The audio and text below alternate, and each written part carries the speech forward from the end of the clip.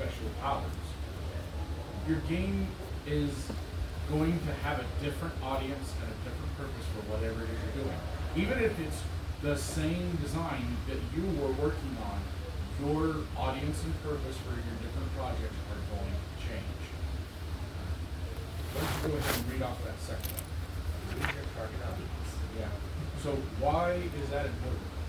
Well, if you think about the reading and writing level, basically, of your target audience. So, like when we were writing Strife, we wanted to focus on, I think, an 8th grade reading level, right? So we designed our terminology and how we wrote it, as someone at that rough age range. We want to be able to get, potentially a younger audience and then also an older audience. So we have a broader range of people trying to target. Right?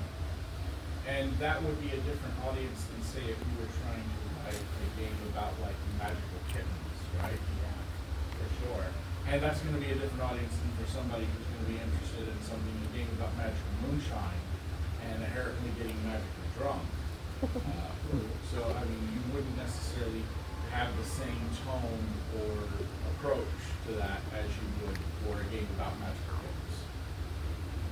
So, what is your game about? I mean, it seems simple, but that's another word that is deceptively, like, when I say, what is your game about, you say? It's about making green bean casserole. Yeah, green bean casserole with as a Republican figure. So. Yeah. It's Moby Dick with green bean casseroles.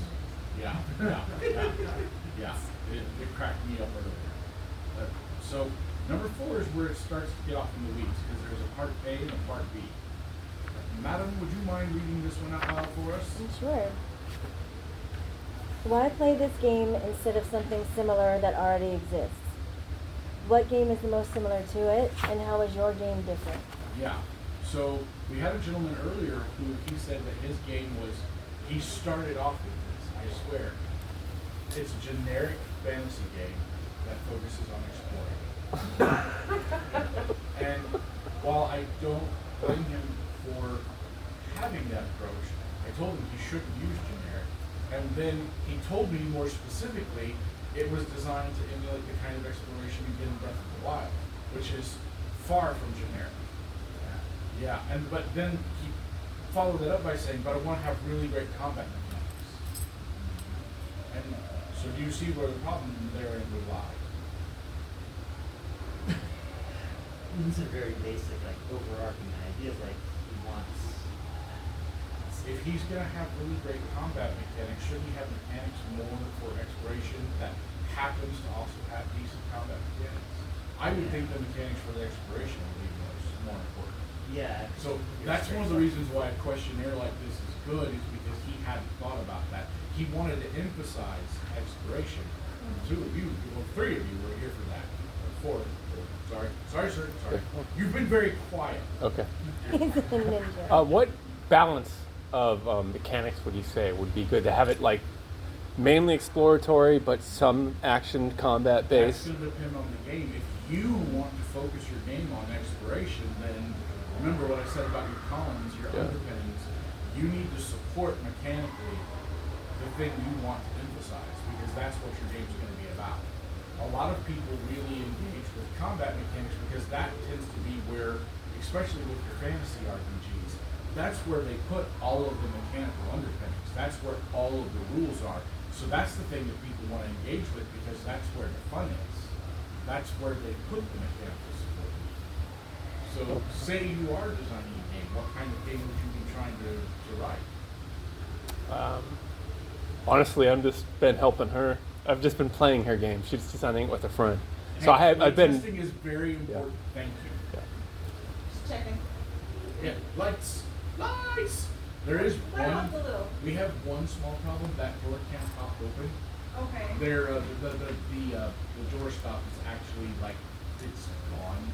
So if we could get a wedge down here, so we Okay, can with pop this open. one maybe? It's too Try. light. Okay. Too light. With a chair? Well, considering we don't necessarily need people coming in that door, the chair would be fine.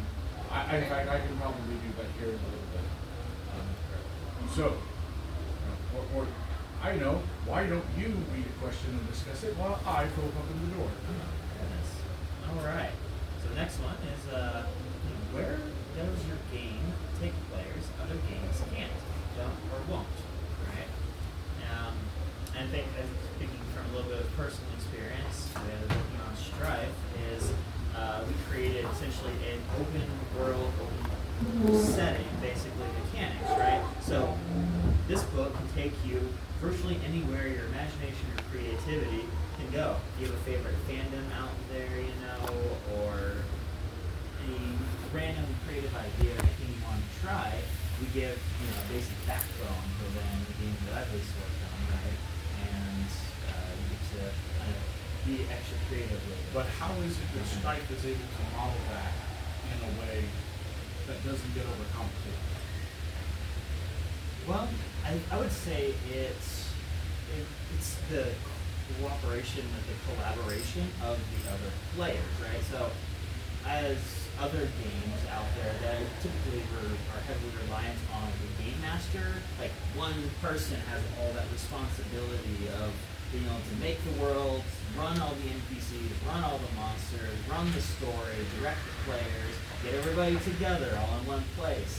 I don't know, our game design approach essentially, right, was what if we let all the players work together and everybody kind of shares in the experience rather than just one person, right? What about yourself? Do you have any thoughts on this one? Michaelis, why don't you read the next one for us? We're on 6. Number 6. How does your setting or lack thereof reinforce what your game is about? What is your genre, theme, and tone? If I'm going to talk about my thing that I'm currently on, the genre is 1920s bootleggers with magic, moonshine, fighting monsters. And the theme and tone is a little on the darker side, a little back against the wall, and I need to make sure that the mechanics reinforce that theme. So obviously some mechanics are, I call things, a little bit bright. I think the Die 20 system is a bright game. You can get away with a lot, you can do a lot, you can fight huge monsters and win. Shiner role-playing game is going to be a little on you're always going to be on the back foot. A little bit gritty. Yeah, this is a tale that you're telling of individuals who are forced into a role that they never would have been in. But now you're here, so you better drink that stuff and get ready to fight.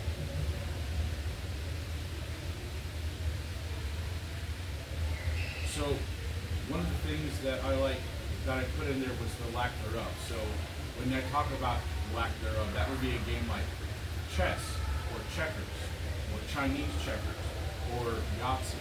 Those don't really have a setting, but that stripped downness allows them to focus on whatever mechanical elements that they do have. However, that's not to say that you can't have a setting. There is a version of Yahtzee that's basically a combat game where you're battling dragons, and each round that you make your rolls, you're building up resources that at the end of the game, once all of the rolls have been had, you have this giant battle with this group of dragons that you've been building your resources up, and it's still Yahtzee. But both are very different games. You've got people who would play Yahtzee that wouldn't play this battle version of it, and you've got other people like myself that are just wildly glad that there's something more than just I'm chucking dice for no reason. Oh my god. I'm playing with the family, and this is the only game that they will play, no matter the fact that I've spent $200 on board games. None of them will play.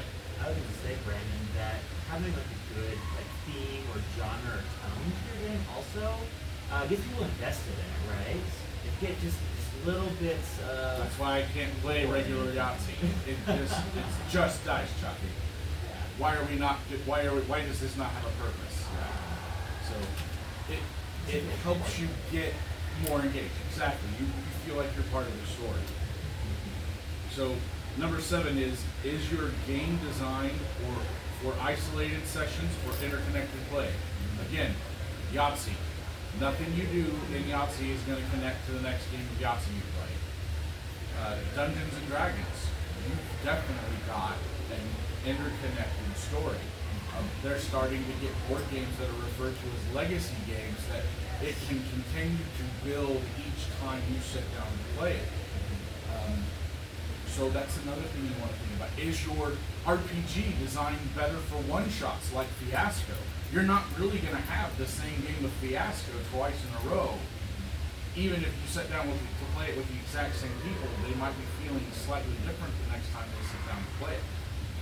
Whereas, if you were to play classic World of Darkness, you're probably going to have very similar, you're going to have at least the same characters, even if you were to resolve the previous scenario.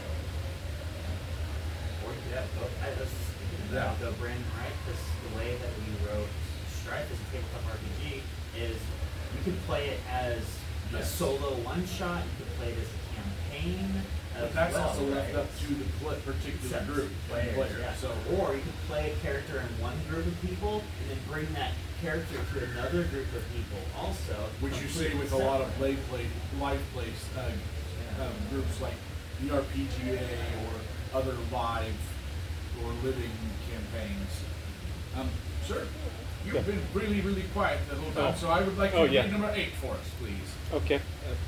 How do you want the game session to look and feel? How do you envision players interacting during the game? How is that accomplished? So, Yeah. I think you can answer this really well because you've had a lot of playtesting with Strife. So that was because I remember when you and I sat down, we went over a version of this, you and me and Seth, and I was asking you guys because how they wanted to feel because Seth, I've been asking some very particular questions about the character sheet and how and letting you know that the tone in your book wasn't the way you guys ran the game at the table. You guys remember that conversation? Yeah. So they had a chance to go through a version of this questionnaire, and it helped them refine their game design. Yeah. How do you think that it helped refine the tone of the way you approach players? I think in a way, because as the game designer, you have a very particular, I feel like, goal or dream or way that you like maybe want it.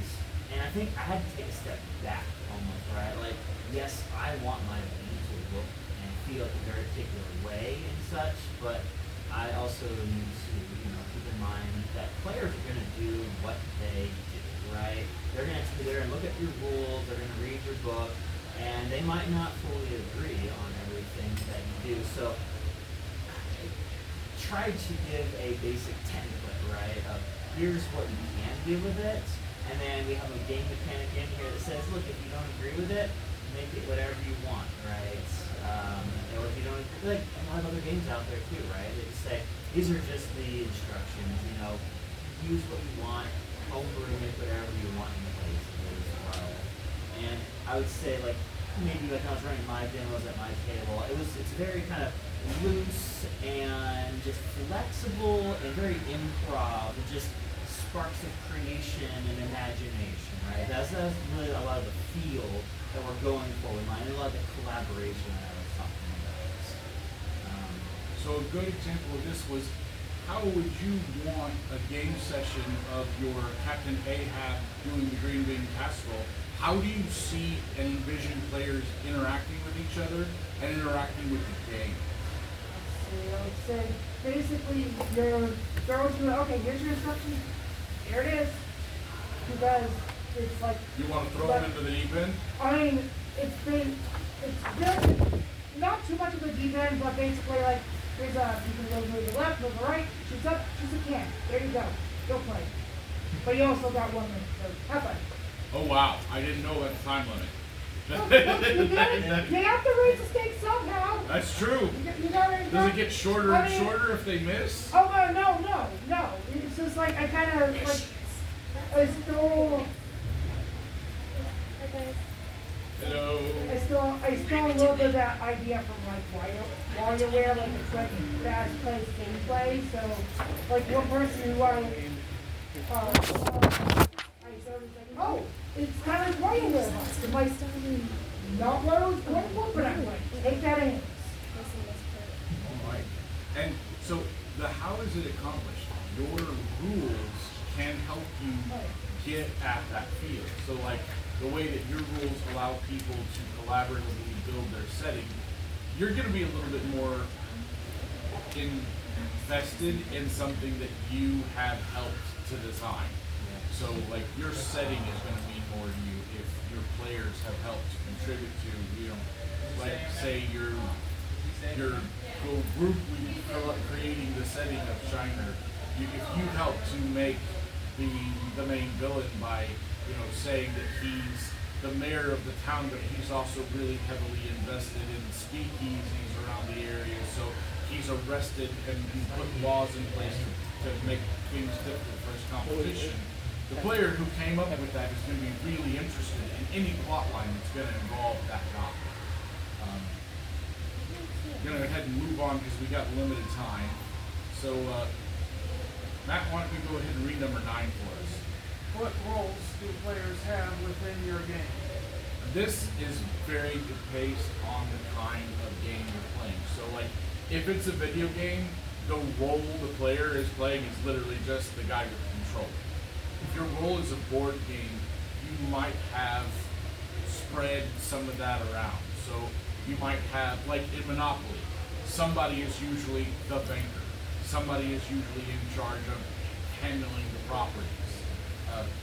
In a role-playing game, you definitely usually have somebody who is the fixed game master, and everybody else has the players.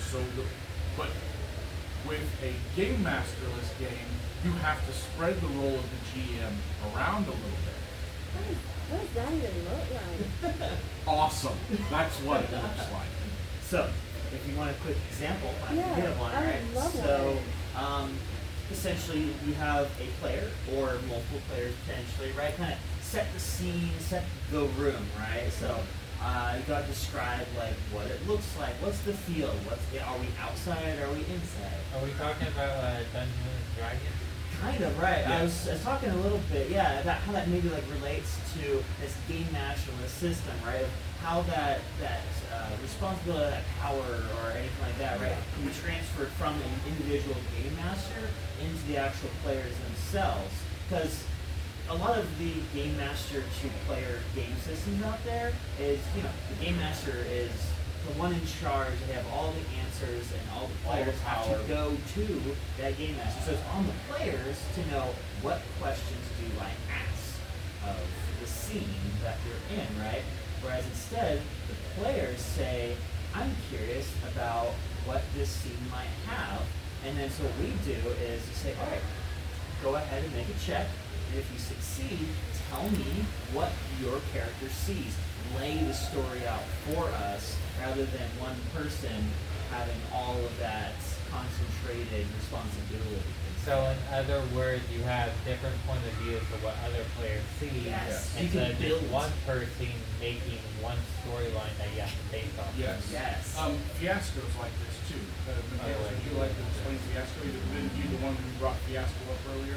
I know about Fiasco, but I can't explain So it. Fiasco is similar. It is a game where it's distributed, and your turn, you basically set up the scene, and then you and one other player will play the scene out.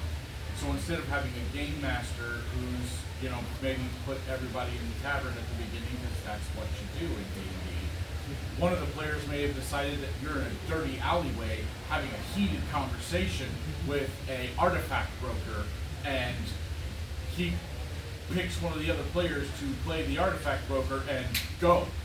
And now the player who's negotiating with this artifact broker has somebody to push up against, and they're having that argument, as opposed to the GM coming up with maybe a set scenario. Does that sound about right? Go ahead and move on down to the next one. Go ahead, Jethro, why don't you read number 10 for us? What is the distribution of authority and responsibility? How is it made? So, Yeah. a little bit, yeah. I told you each of these feed into each other. So that distribution of authority, what is that role? But this isn't just the distribution of authority, because this starts to talk about how does the game itself give mechanics to the various roles, and how is that organized? Like, is your game organized? This is specifically things like layout and instructions, and how do you walk people through playing the game? Like a lot of like a role-playing game.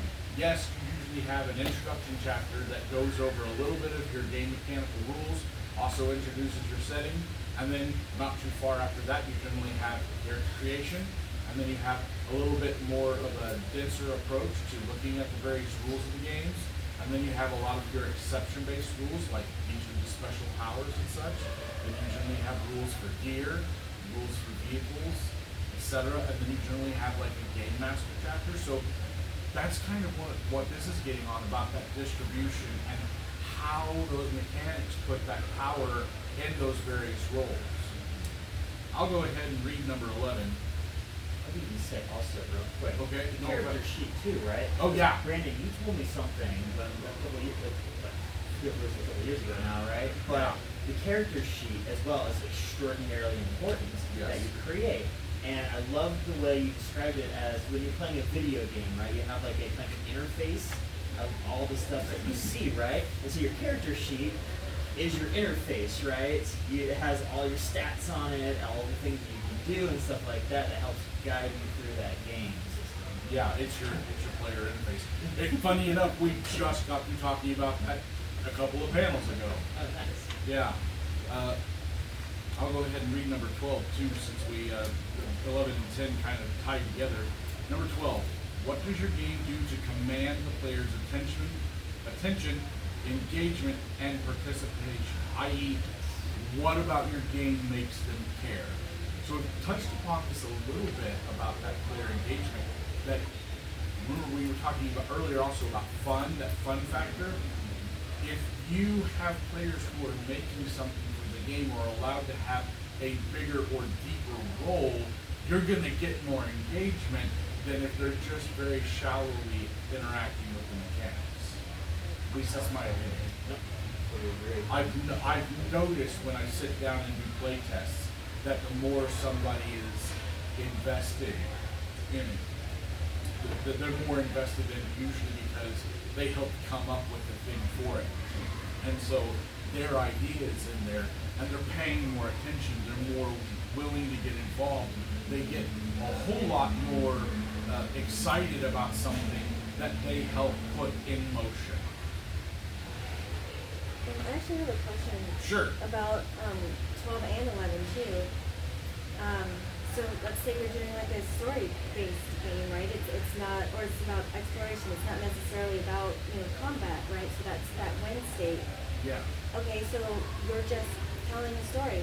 How do you get punished in that case? Like, I don't think anyone would tell a story that would lead them to be punished. So how do they get tripped up in these cases? So reward mechanics are interesting. You want, because I've actually got it's funny you mentioned this because that's actually a question that gets asked later is, in fact, I think it's in one of the next few questions about, what behaviors do you punish and what in players do, what kind of engagement do you punish? You don't punish fun. Like, the character might have done something that the character is going to get punished for, but you don't punish the player. You reward the player for that because they're pushing the story forward. So, yes, an argument between me and Blake, that's not necessarily a good thing in real life. But if it builds drama and tension for the story, that's a good thing and you want to reward that behavior. You punish the guy who has put the road brakes on and is making the game unfun for everybody else. That's the guy you generally don't axe back to a game session. It also goes back towards a lot of open games I play, like Genshin Impact, for example. It says it's open world. It's open in sense. It's not fully open because there's all these boundaries and stuff you cannot go. But that's a good example of what kind of player gets punished and banned from Genshin Impact. The ones that are trying to glitch out and do stuff they're not supposed to. griefers, the kinds of people who want to make the game unfun for other people to play. So you can have a punishment mechanic that's designed to kind of get the player to go back in line with the rest of the gestalt that everybody else is doing. Those kind of mechanics do kind of tend to be meta game concerns because they're about the social contract that everybody's here to have a good time. And when they start kind of bucking that, that's when you want a punishment mechanic. But you can punish the character without with the player feeling rewarded. Like, for example, my character did something stupid and the character got arrested, but everybody's laughing their butt off and enjoying it, and the GM doesn't need to do anything to punish me because I made the game more fun. I didn't do anything wrong, and I didn't stop anybody's fun. So my character is going to get punished, but I'm not. Does that make sense? Does that help answer your question? Yes, I think so. All right. Yes, thank you. We need to keep moving on because we do have limited time. I wanted to try and get through these because I know there's going to be questions. Why don't we go ahead and read number 13? Go ahead and pick that up for me, would you? Alright, how will you encourage the players to contribute to the game, and where will you limit those contributions?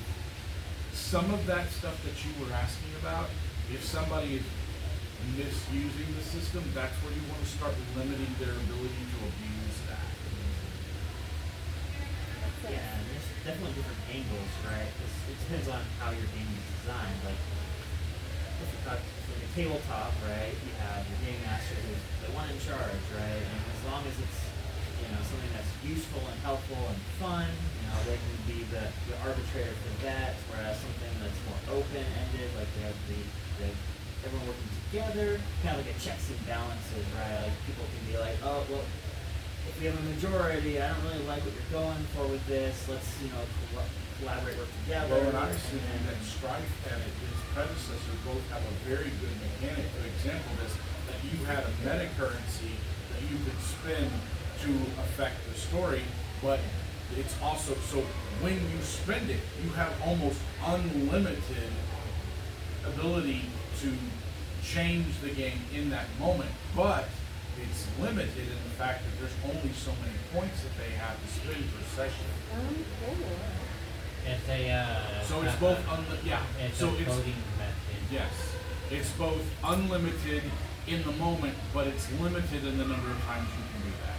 Yeah. And that's another one of those places where you've got a mechanic that lets you basically step in and be GM for a minute, and then, but you've only got a limited amount of points, and that's so everybody gets to have that awesome moment of changing things. I'm trying to think of this also for like other games, right? That's It's like true. video games and board games. You know, Well, in Yeah, video right. games, there's usually like some special power you can use to like get out of a mess you maybe put yourself in. Yeah. Like, say for instance, if you're thinking of Call of Duty, say you go into a town that's full of AI, you got a team pushing behind you on your 6, and you're 12, you got like, Coney Group, Shadow Company, all trying to go after you. It's a situation that you put yourself in that you have to get out of, and it's more so that the players have to figure it out instead of the actual coach. Well, yeah, and then you also have issues though where sometimes they have to go back and rebalance, especially in a life service game like that, where if somebody sees that it's not working as intended, they go and they fix it. All right, go ahead and read 13 for us. Wait, we already did that one. 14. What resources do your mechanics use? Cards, dice, dominoes, rock, paper, scissors, a pool of spendable tokens, etc. Now, for a video game, you're going to have an RNG, and that can vary wildly. Yeah, or you might have ammo. That would be a resource. In an RPG, you I was gonna say with video games, I did actually look up other algorithms. Like it gave me a little bit of feedback because the Tetris RNG, like in the first few games, first few Tetris was pure RNG, like the NES versions. But later variations, they switched to a grab bag mechanic instead because you get like so many lines users. So you get the grab bag, and once that grab bag is exhausted, they would put the pieces back in there, and then it would just rotate like that. Which is very similar to how you would do Tetris if you were to try and do it as a board game. Yeah. You'd have a bag you could pull tiles out of and then, spin them around you'd have to have a timer. It would be kind of a nightmare. Oh, definitely. But this is also covers things like hit points in a role-playing game. Hit points are a pacing mechanism. They're to determine how long and how short a fight's going to be. So if you want the fight to be longer, something gets more hit points. If the fight needs to be shorter, they're going to get less hit points. So, let's go ahead. Michaelis, why don't you pick up with number 15? 15, what are the resolution mechanics of your game? How does this reinforce what your game is about? So the other one might have your mechanics, but this is how you use those. In what way do they support the things that you're trying to execute? So like your chaos points, that's not really a dice mechanic, but it is a mechanic that you execute and resolve. Yeah, it always seemed. I'd even almost say like this seems to almost feed into something that brought to mind is you kind of want to have like a gameplay loop in a way, Yes. right? You want your mechanics to have a starting point that leads you to an ending point, and then like kind of loop back around, right? To then kind of start again. Yeah, that's exactly your resolution thing. Like you said, should be a loop, and things should escalate over time. Yeah. Because did you have a thought on that? Just as an example, an awful lot of Wild West games, whether they're like board games, war games, or role-playing games, use poker cards and poker chips. Oh yeah.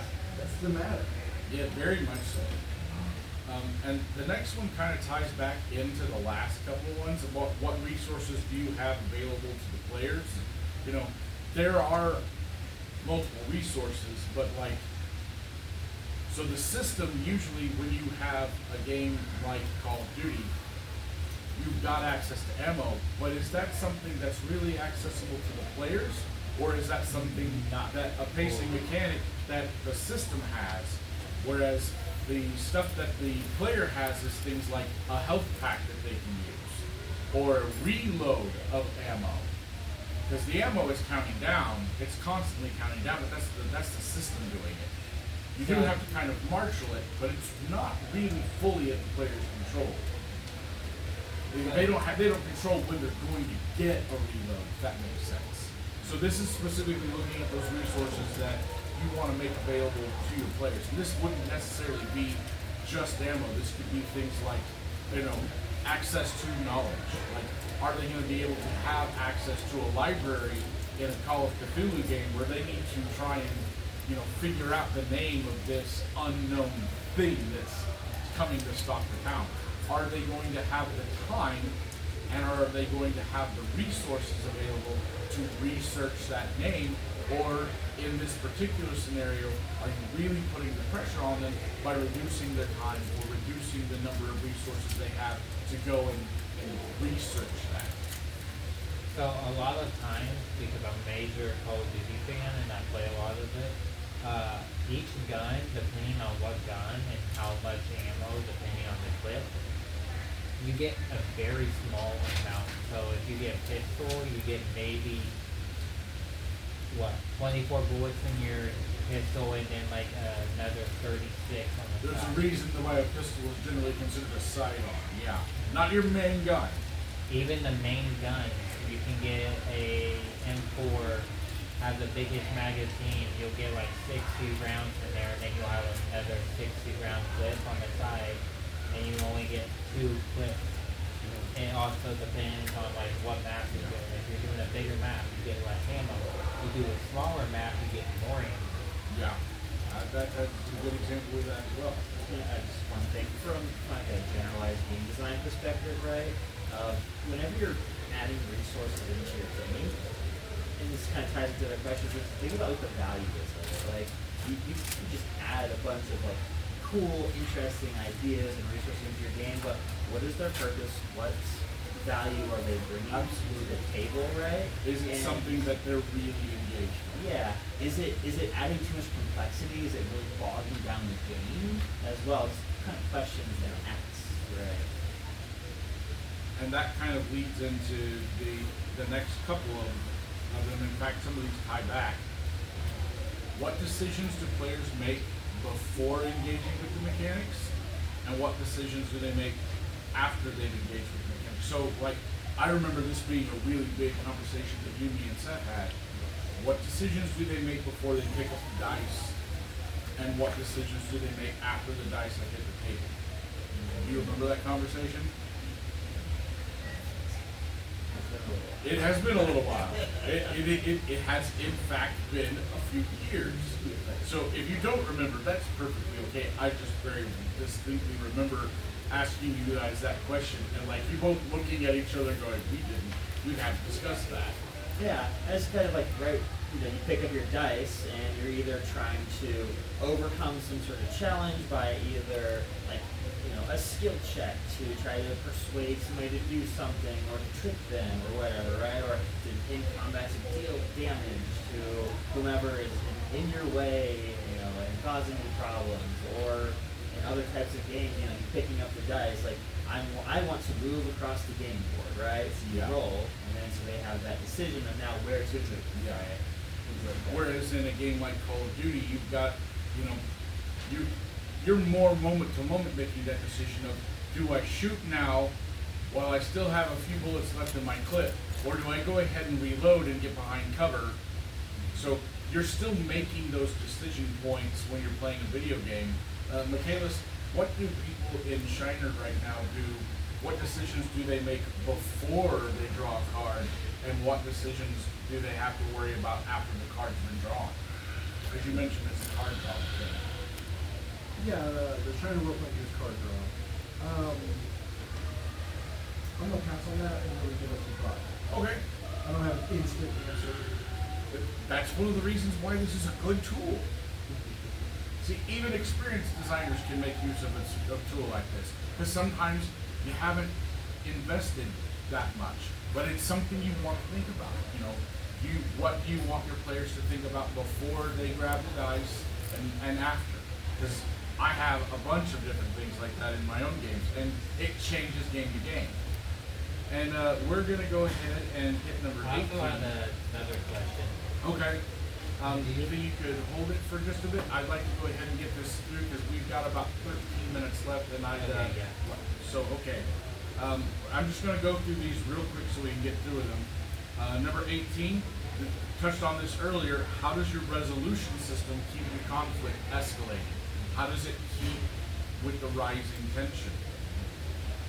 Number 19, what kinds of opposition will your players face? That's going to be different in a game where you're trying to make a green bean casserole, or in Call of Duty when you're facing other players, or NPCs, or in a game where you're telling a story. What kind of opposition is that going to look like? What are your shiners going to be facing? You know, what I'm assuming with Strife, you know, you collectively decide the kind of thing you want to be facing off against. Yeah. So, but you still need to know what that looks like when you're designing your game. Number 20, what does death or defeat mean for the players in my game? How will you keep them engaged even after they've quote unquote lost? 21, what areas of your game receive extra attention and detail and why? I told you they get more specific. Number 22, which part of your game are you the most excited about or interested in, and why?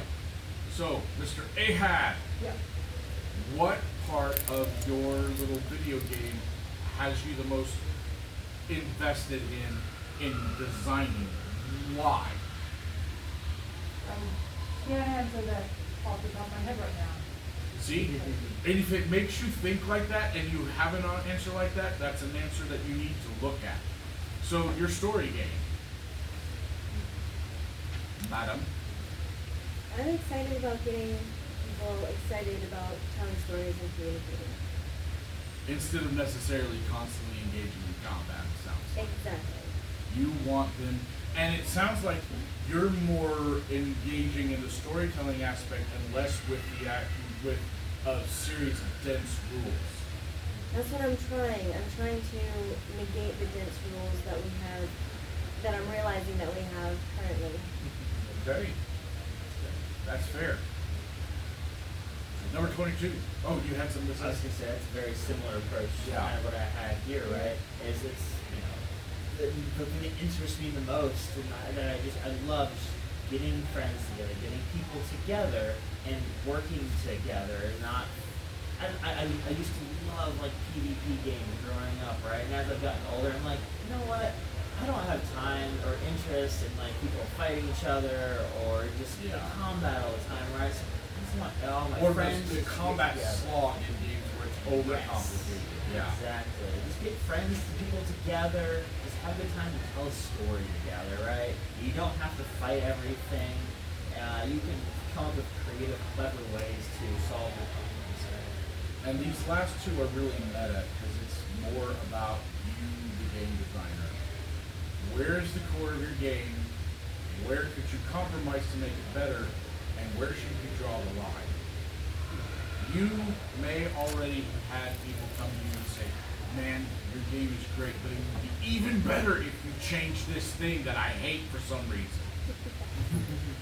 Or maybe you've personally been like, I don't know, I think my game might be better if I change this thing. Or and being flexible and noticing that something maybe not working as intended and being willing to change it or axe it completely, that's one thing.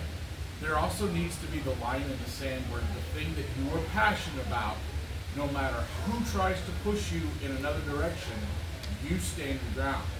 And don't let them, like if your game is about petting kittens and they've decided that your game really needs to be about petting puppies, the line is in the sand. No, my game is about petting kittens. STFU, you go make your own dog game. Or I'll come up with an expansion later. Yeah, Yes. I'll come up. Yeah, exactly.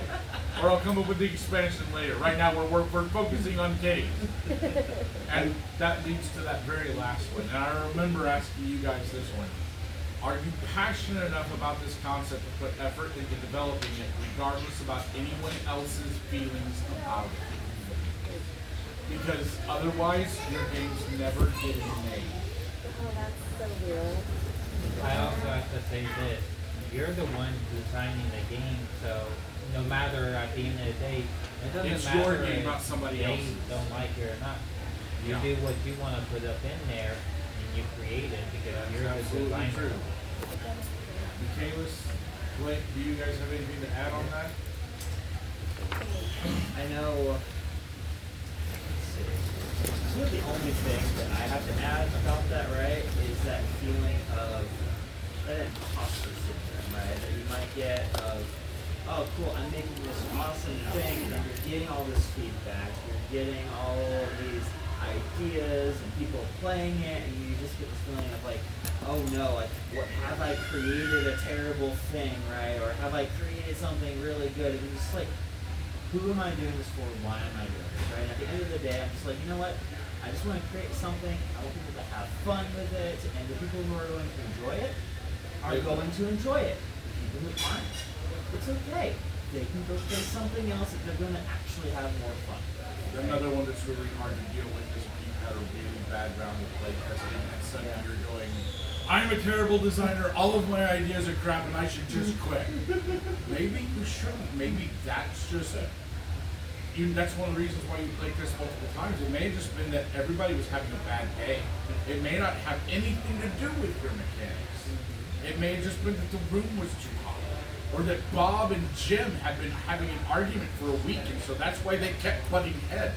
It had nothing to do with what you were doing. That's why you take that same mechanic and put it in front of different people again and again and again, and you take notes on the way people react to it, because even the same people might react differently a week later because the room was better air conditioning and you brought their favorite snacks and Jim and Bob have made up.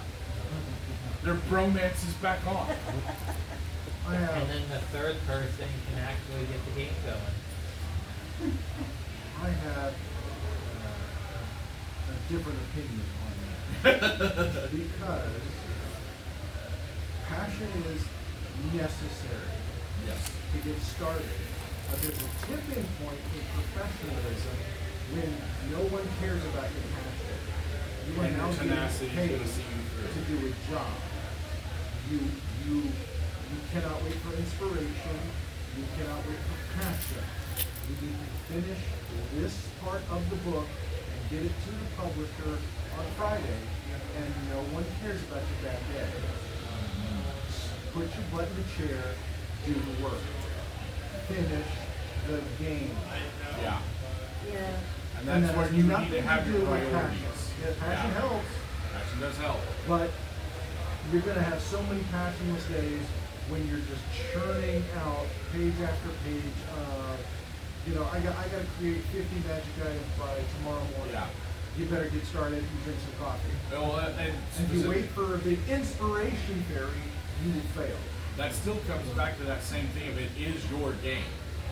So, and you've got to finish it. And then the very last thing on there is better, cheaper, faster, pick two, because you can't do all three. You will never do all three. Well, we've got to get wrapped up because the next panel is here. Thank you all for coming. I hope that this was helpful. You came in late. Would you like a copy of the sheet? Yeah. Brandon, I'm supposed to hand you this apparently as well.